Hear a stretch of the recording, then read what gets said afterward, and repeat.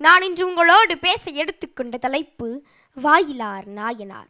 மனம், மொழி, மெய்களால் இறைவனை வணக்கம் செய்கிறேன். இதில் மெய் என்பது உடலால் வழிபடுவது, மொழி என்பது இறைவன் நாமத்தை அவர் பெருமைகளை உலகெங்கும் பாடுவது, மனம் என்பது மனதினால் மானசீகமாக இறைவனை வழிபடுவது. நம் வாயிலார் நாயனார் தன் மனதையே ஆலயமாக்கிக் கொண்டு அதில் நம் சிவபெருமானை வழிபடுகிறார். தவம் செய்வார் தம் கருமம் செய்வார், மற்றல்ல அவம் செய்வார் ஆசையுள் பட்டு. பக்தியை தவமாக செய்த நாயனார் யாரென்றால் அது நம் வாயிலார் நாயனார் என்றே நாம் கூறலாம். மிகச் சிறப்பான மயிலையில் பிறந்தவர்தான் நம்முடைய வாயிலார் நாயனார். இங்கு மயிலையின் சிறப்பை நம் சேக்கிழார் பெருமான் எப்படி கூறுகிறார் என்றால், கரிகருங்கன்று முத்தலம்பி முன்னீர் படிந்தனை மேகமும் நலங்கொள் மேதி நன்னான்கும் தெரிக்கொணா சிலம்பு தெண்டீரை காணலின் சேனலார்.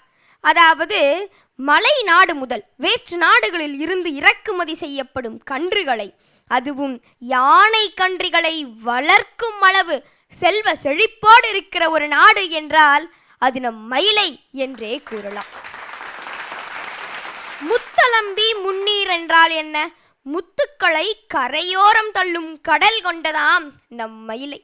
மேல் தூக்கிய கொடி வரிசைகளுக்கு மத்தியில் நிலவின் கதிர்கள் எட்டி பார்க்குமாம், ஆனால் ஒளிந்து கொள்ளுமாம் நிலவு. ஏன் என்று நம் சேக்கிழார் பெருமானிடம் கேட்டால் சொல்கிறார், பவளவாய் மடவார் முகம் பார்த்தஞ்சி உவளகம் சேர்ந்து ஒதுங்குவது ஒக்குமால். அதாவது இந்த உலகத்திலேயே மிக அழகான ஒன்று நிலவு.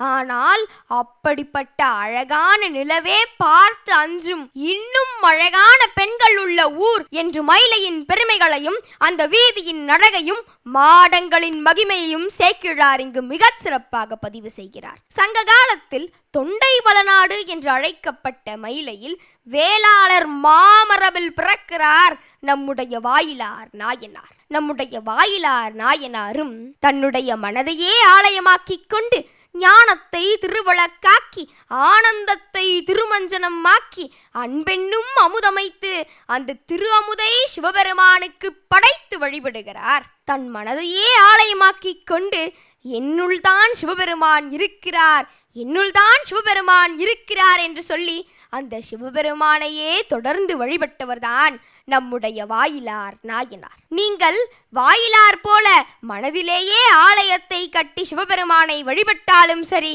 இல்லை என்றால் கோயிலுக்கு சென்று வழிபட்டாலும் சரி, நாம் இறைவனை சென்றடைய வாயிலார் நமக்கு ஒரு வாயிலாக இருப்பார்.